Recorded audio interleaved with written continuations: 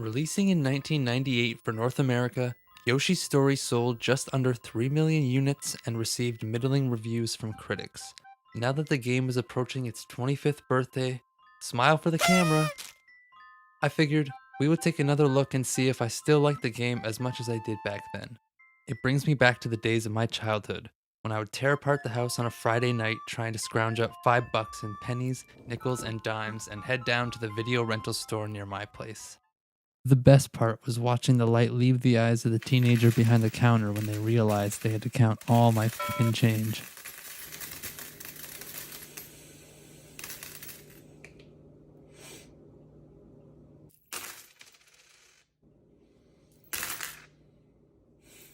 When I finally got home with the game, I'd run up the stairs on all fours like a gremlin on bath salts and jam it into my N64 with the reckless abandon of youth. Each page of the story has 4 levels, and there are 6 pages in total. In a way, it becomes a create-your-own adventure, so to speak, as the tidbits of the story text you get in between each page is dependent on the level you decide to play. The only page that keeps its levels unlocked every time is the first page. Was this a commonly known thing and I'm just a dumbass? I don't know, probably. Let's circle back to the topic of me being a dumbass. The first time I tried level 2 on page 6, I died 3 times to the same black Shy Guy cheese on the same fucking jump. No, are you kidding me right now? Fuck off. Fucking again, are you kidding me? Fuck, man. Fortunately, I did manage to clear the jump eventually through sheer dumb luck. Unfortunately, I died shortly after due to my IQ being skewed to the lower end of the spectrum. Don Bongo is this giant lizard and you have to hit it right in the lips. Every time you do, its lips gets bigger. This is my favorite boss. His lips swelling up bigger each time you hit him is just hilarious. Cloudjin is just as easy as the others. You hit him 3 times and he's donezo like my parents' marriage. Now, let's pivot for a sec. Level 2 on page 4, Jungle Puddle, is a fucking butt clencher. This level has these fish that scare the absolute shit out of me. They're so random and they don't have a pattern that you can time where they jump out of the water. They wait there like an apex predator prepared to strike. As soon as you come near them, they go into murder mode. If you're not ready the instant they come out of the water, you're dead. I'm serious. If you hesitate for even a second, you're done. If you wanted to grab something and you missed it and you're thinking about doubling back, just forget it. It's not fucking worth it. Level 3, Shy Guy Limbo, is so random. This stage has lots of these Shy Guys that you have to jump over and they're all carrying limbo sticks. I don't really have much else to say here. I don't know why they're all playing Limbo, but I'm here for it. This one is for that little kid who's limboing up in heaven right now. It also has several traps that I'm ashamed to say trick me a few times. The patterns they do for some of these traps are seemingly random. Now, I'm sure they're not, but I want to complain. They also feature these ghosts that are blindfolded and follow you around based on how much noise you make. But to be honest, these feel more random than anything. Like, sometimes I swear I'm making no noise at all, and then they're coming at me with a purpose, like they bought me a drink at the bar an hour ago and I pulled a Houdini on them. Playing through this game again was a really fun way to start 2023. I truly feel that this game does not get the love that it really deserves. You won't find this game on most people's top 5 lists. Didn't really make it on mine either, but it's still a great game. Winter. That special time of year.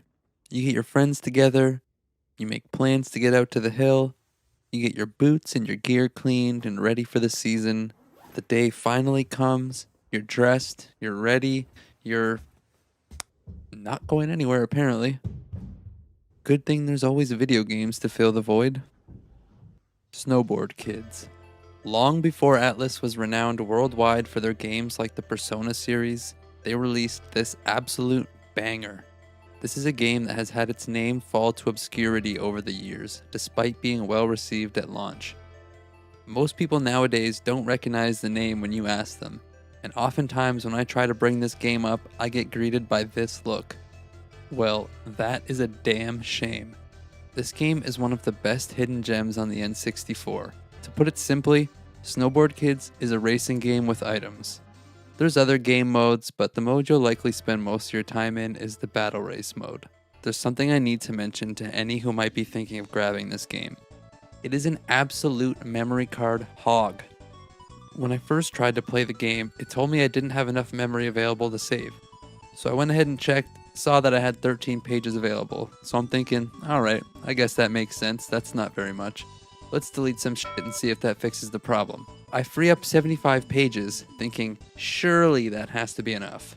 Well, call me Shirley, cause I surely was wrong. Okay, fuck's sakes. I deleted almost everything. I've got 107 pages available. Only my absolute most cherished save files of my youth still remain. Fuck! I gave up the guesswork and consulted the internet. 121 fucking pages. 121! An empty memory card only has 123.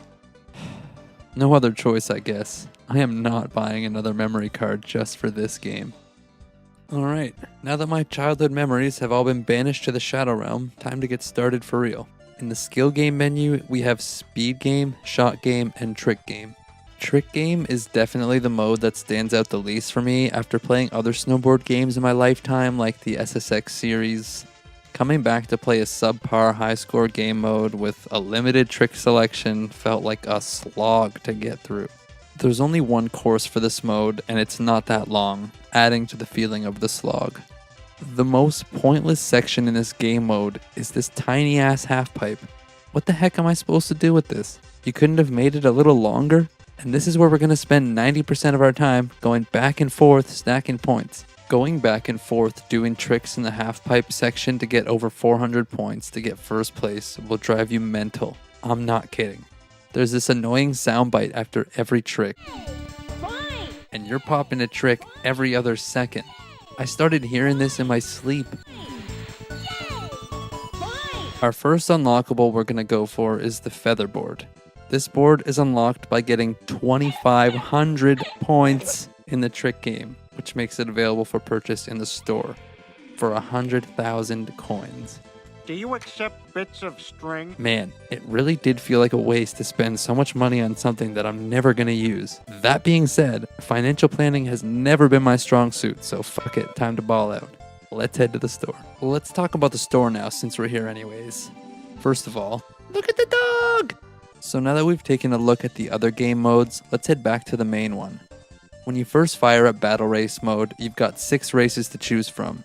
So some of these races are easier than others, but some can be really tough to get first place on, and you're going to need the patience of a saint. Well, I'm here to help. So gather around, kids, and take notes, because Dad's got some tips. So when you start the race, you'll notice you have 2 different item boxes. The blue item boxes fill the right-hand box, and the red item boxes fill the left-hand box. Now this next part is super important. You can't grab an item if you have no money. They don't fuck with broke boys. You need 100 coins per item. If you don't have enough, you just run right into them and expose yourself. This game also has a soundbite that roasts you, just in case your friends didn't see that stupid shit you just did. Not enough. First we got the bomb, which is definitely my least favorite one. When you use this, you have 2 choices. Do the smart thing and wait for them to be far enough away that the ridiculous blast radius doesn't affect you. Or you throw the thing as soon as they pass you and get caught up in the explosion like a dumbass. I tend to go with the latter.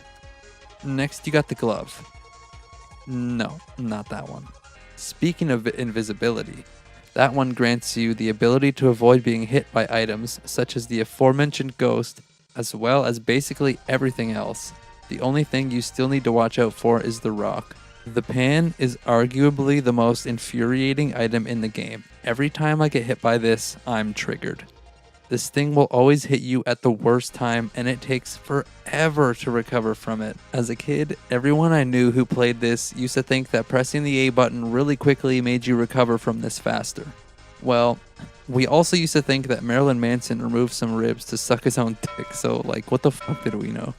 All spamming the A button does is turn you into a red-faced jackass. The next part shortly after has a bunch of falling boulders that you want to pay attention to. How the fuck is this run open? I'm suing. Can we just pause and talk about the music for a sec? Now, I don't know what they were paying this keyboard player, but I promise you, it was not enough. Just listen to this shit.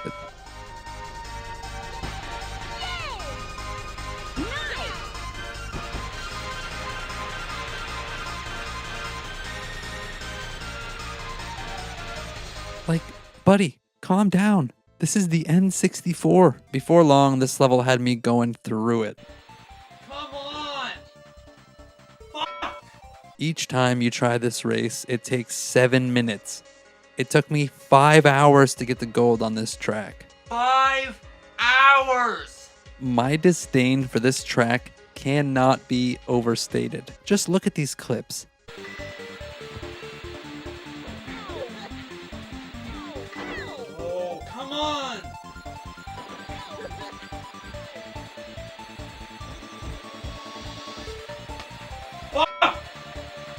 Again! Fuck!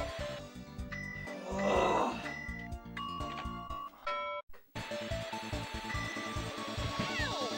Fuck, man! Come on! Fuck! Are you fucking kidding me? Are you fucking kidding me right now? Fuck this game!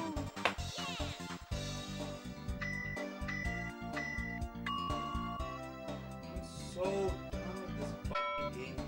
Fuck this game. Oh my god.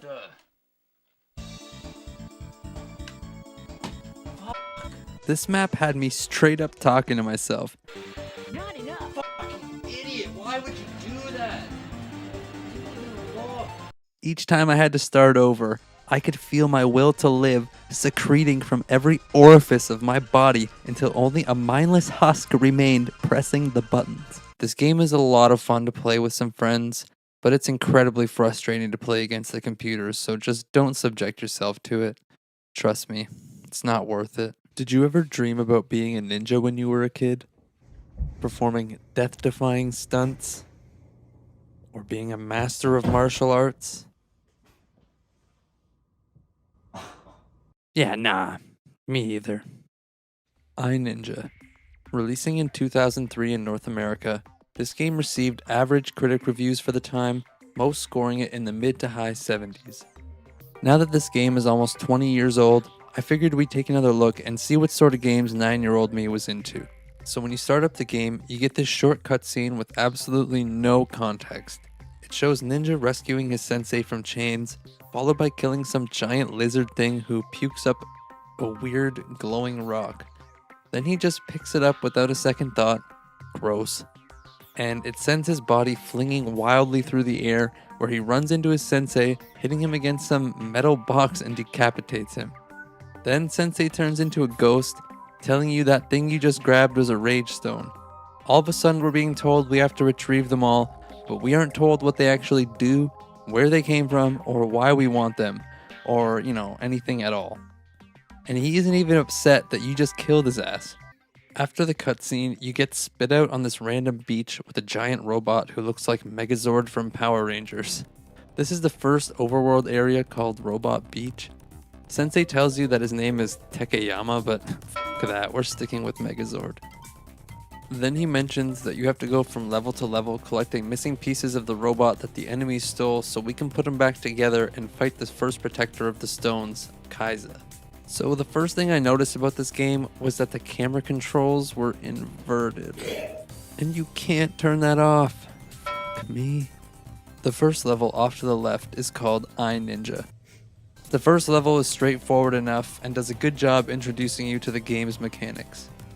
As a kid, the first time I saw an enemy get sliced in half, I was like, in the late 90s and early 2000s, every game company thought they needed an angsty character to appeal to the young teens and older children in order for their game to sell well.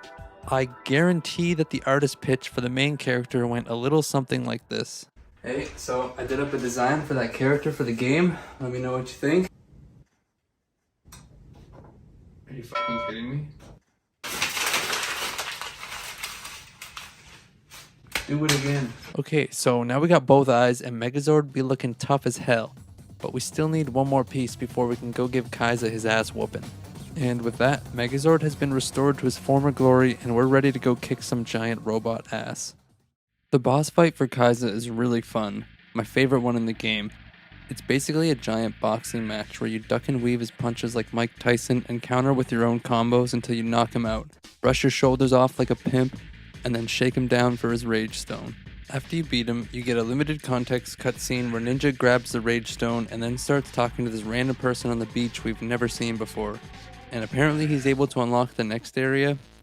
So he's trying to find the key while Ninja tries to keep himself from killing him in his Rage Stone induced fury.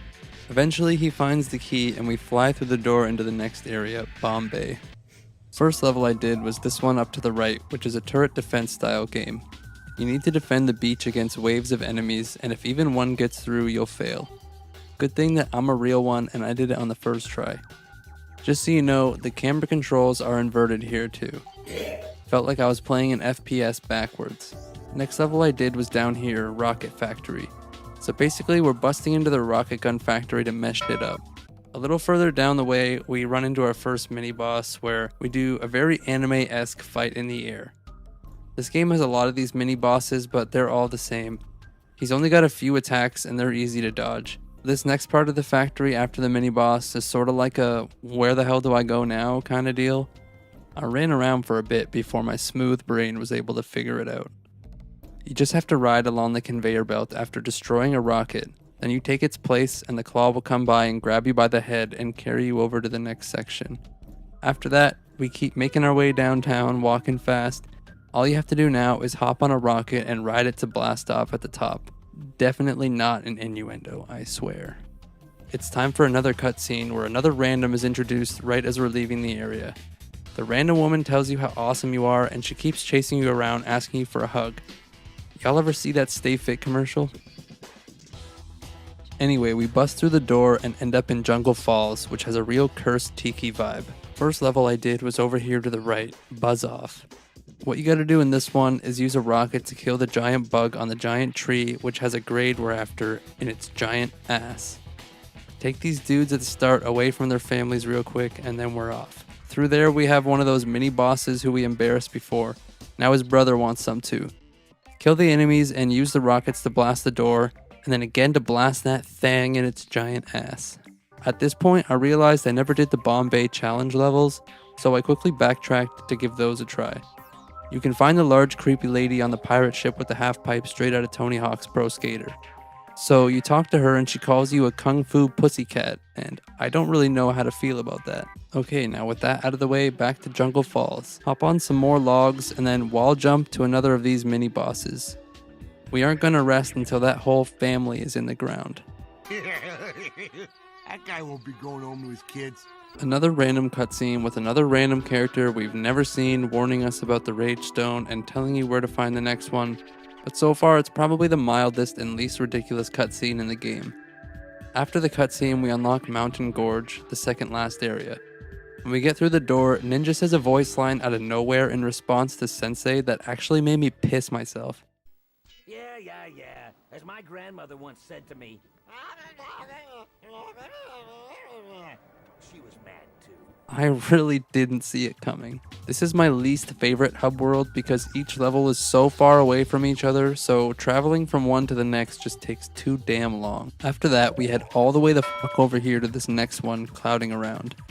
You have to navigate these moving platforms and avoid the rockets these broken condoms keep shooting at you. Next up, we got Crystal Cavern. We have to go in all three directions and release the arms holding the giant crystal they show at the start. So I went right first, not much of note over here, some basic platforming and enemies that jump out of barrels who we dispose of in no time. Defeat these enemies across the water and then make that mini-boss wish his mom swallowed him. After that, we're up these ramps, do the wall jump to get to the next area, where we take a grind rail to go all the way back down. Use explosive darts to shoot down this pube, then use another one to shoot the arm down. Head up there for some more mandatory enemies, defeat them to see what's waiting for you.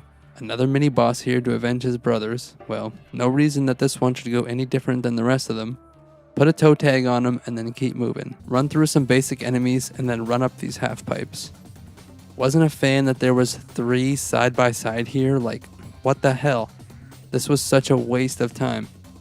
Anyway, grind the rail all the way back down. Okay, so sticking with tradition on this map, the boss is ridiculously high up and far away from everything else. So we're making our way uptown, climbing fast, and then we finally get to the boss, Malachi. What a letdown. This boss is the lamest boss in the game. There's nothing cool or fun like a mech suit or a turret or giant robot. You just fight this one-eyed idiot and his stupid stick. Hit him enough and then he starts firing in a circle, but it's not going to hit you. Eventually he finally starts to fight, and the fight was a little better in this part, but only because it went by faster. This wasn't a fun boss at all. After we beat him, we get a cutscene showing another person we've never met, but at this point I'd be more surprised if there wasn't one. First up here we got Outpost Alpha. I'll give you 2 guesses what the next level is called. The second last level is Cryo Chamber, which is pretty short.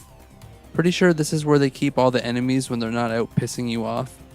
Well, we're here to do some good old-fashioned sabotage. Once you defeat most of the enemies, you get greeted by the final brother of the mini-boss Militia.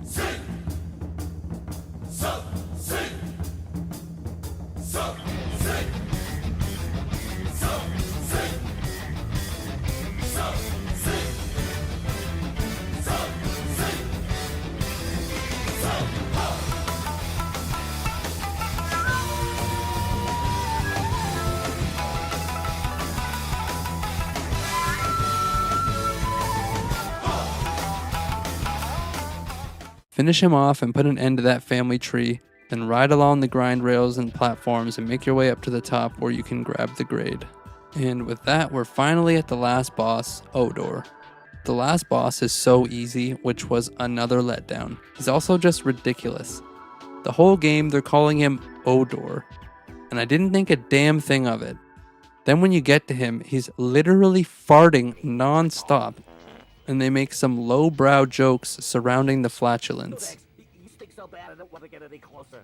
Even at the very end, this is a game that never took itself seriously. Each level is fun in its own way, and it never overstays its welcome. All in all, iNinja is a great action platformer that I highly recommend that you check out for yourself. Releasing first in 2002 on the GameCube, and now again in 2023 on the Switch, Metroid Prime is a game that is rightfully celebrated by many as one of the best games the GameCube library has to offer.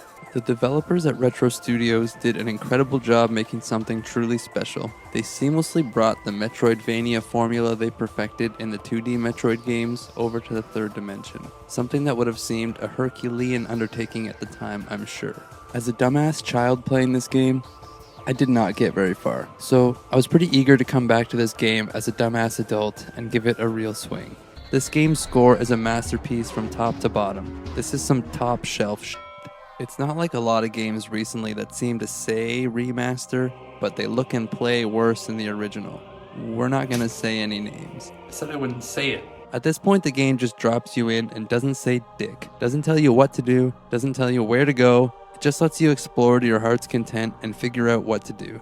It was really refreshing. In an age where it seems like you have to read a book of instructions on the screen before you can start the game, I really appreciated being treated like an adult with a functional brain. When we get to Chozo Ruins, the game gives us the first hint on where we should be heading towards, but doesn't say anything else. Again, perfection. Tell me the objective, and then shut up and let me figure it out. Right, so that first hint ended up being a suit upgrade, but right when we get there, it gets taken away before we're able to grab it. Some next level carrot on a stick shit. This game loves to do that. So we head back there again because now there's another new door to open from the main plaza in the Chozo Ruins with our fancy new missile launcher. Take the door to get jumped by some roaches. You gonna wish I don't cut you up so bad.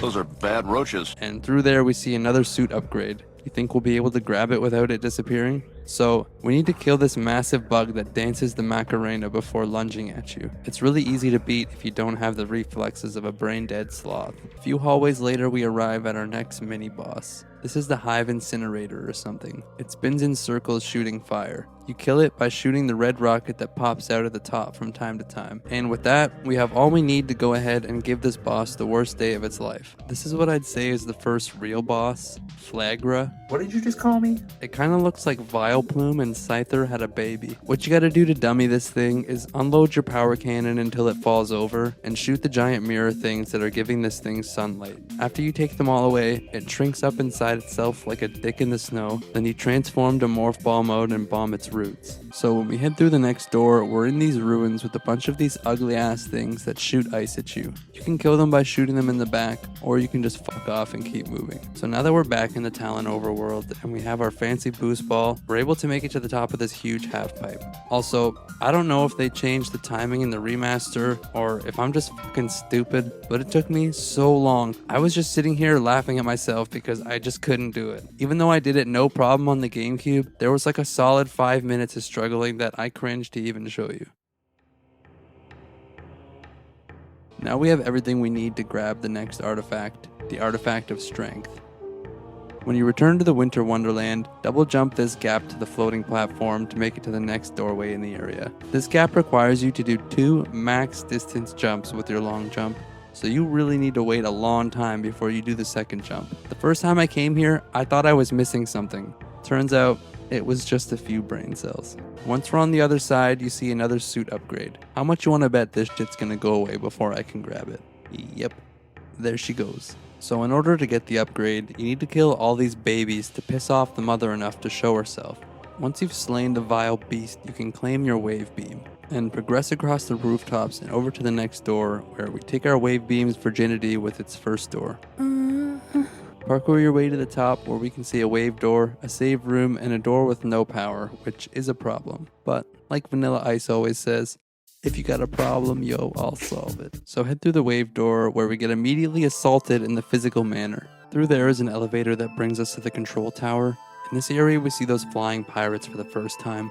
And oh my fuck, I hate these things. They're always buzzing around your head like fucking gnats. And when you kill them, they kamikaze you and explode at your feet. Alright, and with that, we keep moving to this tall-ass research type facility where we bust in, killing folk, and not bothering to ask no questions. They's earned it. On the way down to the bottom of this area, scan computers to deactivate the shield around the next suit upgrade. Once you've got them all, you can grab the thermal visor. I actually hate this thing. Like, wow, does it ever give my old man brain a headache? It was actually way worse on my eyes in the remaster than it was in the GameCube version. I could feel my glasses prescription getting worse the longer I played.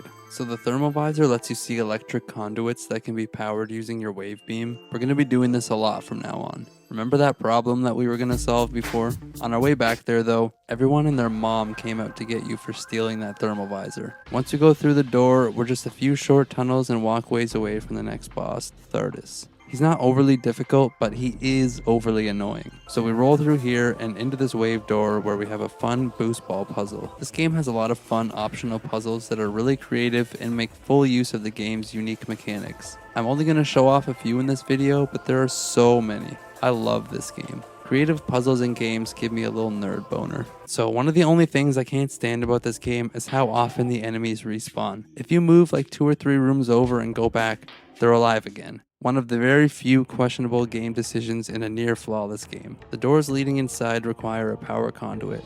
We're shocked. We need to use our thermal visor to find and activate 4 conduits to open the door forward. Once through, we do it again, and then we make our way up the elevator shaft, finding and scanning conduits on the way up. The next room has a puzzle where you need to rotate the cylinder in the middle, section by section, lining up the spider ball paths until you can get up to the top. And there's conveniently a little display beside the morph ball thing showing you what it currently looks like. I think I just got a chub. When you get off the elevator, shoot this explosive box here if you want to laugh at this dumb loser who was going to ambush us. Get f***ed. Also, that lets you grab a missile expansion too, getting 2 birds stoned at once. So, as is well documented in this retrospective series of mine, I'm a fucking idiot. So much so, I forgot to record the remaster footage of the next part, so enjoy the full-size version of the GameCube game for a little while I stare at myself in disapproval. Eventually, when we've raised all the platforms, a fucking massive panoramic spider ball puzzle gets revealed to us as the entire ceiling gets raised. This was one of the few times in the game where I was like, holy shit, for real, it just keeps going. And if you fall, you need to go all the way back up to the fucking top to try again. This part had my butthole clenched so hard, especially this part where you need to drop like 20 feet and re-grab the spider ball track. What a rush! To do damage, we need to destroy all the large Phazon deposits on his body. Then he'll disappear for a bit, only to reappear randomly like some John Cena.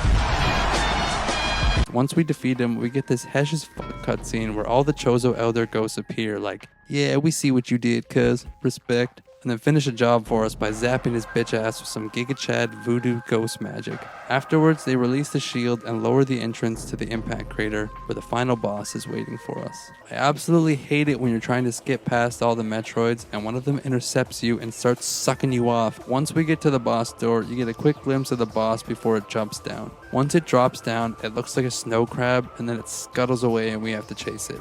This thing is Metroid Prime. He said it! He said it! You could have given me 100 guesses on what this boss looked like, and I promise you, I would not have gotten it right. This phase of the boss really isn't that hard. Once we finally crack the snow crab's outer shell, Metroid Prime's true form starts flying around, looking like some f***ed up squid. This was honestly a little disappointing as a final boss because it was just so easy. We finally defeat Metroid Prime, we see it transform again into a fucking blowfish, and then it sucks the Phazon out of our suit and explodes as we sprint away. Samus calls her ships to her as she's running out and jumps to it like a boss, where she watches the crater collapse and then the end credits roll. Afterward, we see a clip of Samus flying away in her spaceship. If anyone is curious to know what happens next in the story, Metroid Prime Hunters on the Nintendo DS is the next game in the sequence, followed by Metroid Prime 2 on the GameCube. This game truly was a technical marvel for its time, doing lots of things that other games just were not doing, and still don't do to this day. Releasing in November of 2001, Fuzion Frenzy was Microsoft's attempt at throwing their hat in the party game ring. Microsoft did make one more attempt at a Fuzion Frenzy game in 2007 on the Xbox 360, but we're not going to talk about that one. Sure about that? You sure about that? You sure about that? During the era of Xbox, GameCube, and PlayStation 2, I always wanted the GameCube. But unfortunately, after much arguing and lobbying against me, my sister convinced my parents to get an Xbox because it played DVDs. I was distraught. Easily the worst defeat I ever suffered at the hands of my older sister. You can play solo, but I wouldn't, so shout out to my friends for crowding around my tiny ass recording setup to help me get the footage for this video. Group hug in the shower tonight, guys. Blast Off consists of grabbing rockets and carrying them to a launching pad. You can carry up to 5, and you can also hit your opponents to launch the rockets they're holding. Imagine blasting off your friend's rocket. Hockey is one of the standout games for sure. In this one, you want to run into the pucks to change them into your color, and then you can score in any goal. You're driving hovercrafts with speed boosts in this tiny ass arena, and this one can get pretty hectic. And if someone gets a good cadence going, it's hard to put a stop to their tirade. Oh, Eric! Holy shit, Wayne Gretzky! Hit him in there, hit him in there. He's getting everything. This guy's actually smurfing. Tailblazer is another one of my favorites.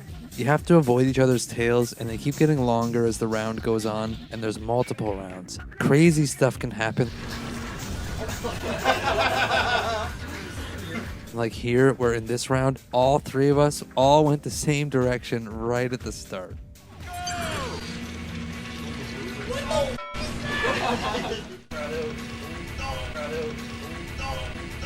Yes! Oh, I thought it was... Oh my dude, you just got